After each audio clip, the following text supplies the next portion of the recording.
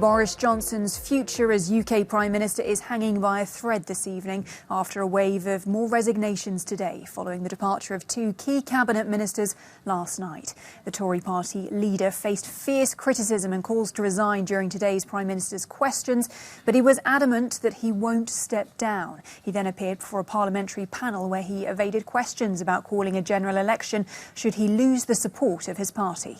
Straight over to London then, where Vinnie McAviney is standing by. Vinnie, the developments in this story, they are coming thick, they are coming fast. Bring us up to date with the latest.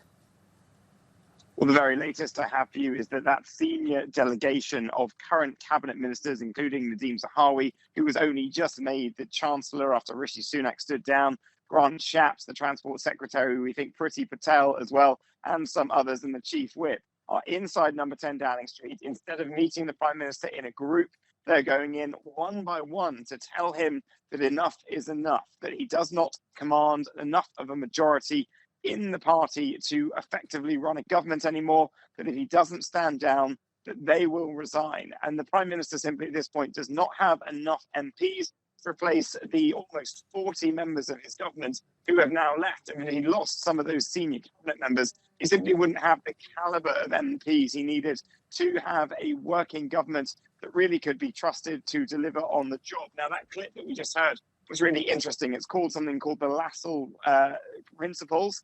Tommy Lascelles was the Queen's advisor in the 1950s. He's someone that you might have seen in an episode of The Crown in the early seasons. And basically what MPs are worried about is that Boris Johnson simply keeps saying, look, I don't care what you all say, you MPs. The British public, they gave me a mandate in 2019 and I'm going to stick around. And the concern is that because the 1922 committee can't do a vote of confidence now, and this might just lead to more disruption in the party if these senior members of cabinet go, that the Prime Minister might simply scrap the whole thing, call a general election. But those principles say to a Queen that she cannot allow the Prime Minister to have an election if there is someone else that could be seen, perhaps Sajid Javid, perhaps Nadhim Zahawi, to command enough support in the Conservative Party to run an effective government. So it is really in the possible final hours and days of Boris Johnson's government. We know he's incredibly stubborn, but really now the pressure seems to be getting just too much. All right, Vincent McAviney there bringing us the very latest. Thank you, Vinnie. Well, joining me now from the UK is Professor Colin Talbot, Professor Emeritus of Government at the University of Manchester. Good evening to you. Good to have you with us. I want to start by asking you this. Has there ever been a situation quite like this one in the history of British politics? Not in the modern history of British politics. Probably the nearest to this would be the situation with Margaret Thatcher when she was removed as Conservative leader back in the end of the 1980s, beginning of the 1990s. Where the Conservative Party was deeply split. But I've never seen anything quite like what's gone on today. And I've been involved in politics for about 55 years, so it's quite extraordinary. So with that experience in mind then, if the Prime Minister's position is untenable, how does this end if Boris Johnson appears dead set on not resigning? Yeah, I mean, but the problem with Boris Johnson that has got him into this situation in the first place has always been his disregard for rules and conventions. And it's what sparked this immediate crisis and many of the others that have set his government. Normally, you would expect that if a senior delegation of cabinet members, as your reporter Vinnie was just saying, had gone to see the Prime Minister and said that they'd lost confidence in the Prime Minister, they would step down. It's quite conceivable that Boris Johnson will say, no, I won't step down. So the next stage then would be to have a vote in the parliamentary party, the Parliamentary Conservative Party.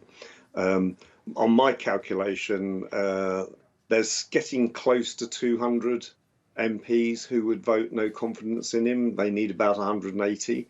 It could even be higher than that by now, but there's been nearly 40 resignations and 148 MPs voted against him in the vote of no confidence a few weeks ago. So it's pretty certain if we have a vote, he will lose. The question then is, will a vote happen? Because at the moment, under Conservative Party rules, because he's had one challenge, he can't have another one for 12 months.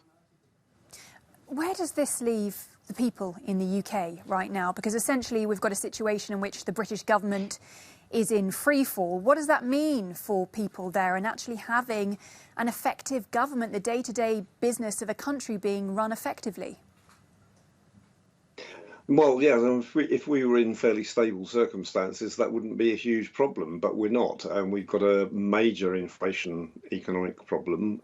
We've got the result of that is a big cost of living crisis for lots of people. We've got a big housing crisis. We've got problems with immigration, with the environment, a whole host of policy questions, not to mention the war in Ukraine. You can't have government paralysed like this for any long period of time. So I think it's going to have to resolve itself. My own view is that Johnson will be gone possibly tomorrow, certainly within a week or so, and then we'll have a Conservative leadership election to see who the next Prime Minister will be. Yeah, I mean, if that doesn't happen, what we did hear, today was Boris Johnson saying the earliest he could see a general election was in 2024 this afternoon. What do you make of that? I think that's extremely unlikely that, it's not unlikely that we'll wait till general election for then, but it's quite possible to remove a Prime Minister between general elections. The Conservatives have done it themselves twice. They removed Margaret Thatcher and replaced her with John Major in the middle of a parliamentary term. They effectively removed David Cameron and replaced him with Theresa May in the middle of a parliamentary term. So there's nothing unusual about that happening. So I think it's quite possible he will go. And there'll be a new Conservative Prime Minister who will have a couple of years to bed themselves in an attempt to turn the party's fortunes around before the next general election. Well, we will find out possibly very soon. Professor Colin Talbot, Professor Emeritus of Government at the University of Manchester in the UK. Thanks for sharing your views with us tonight.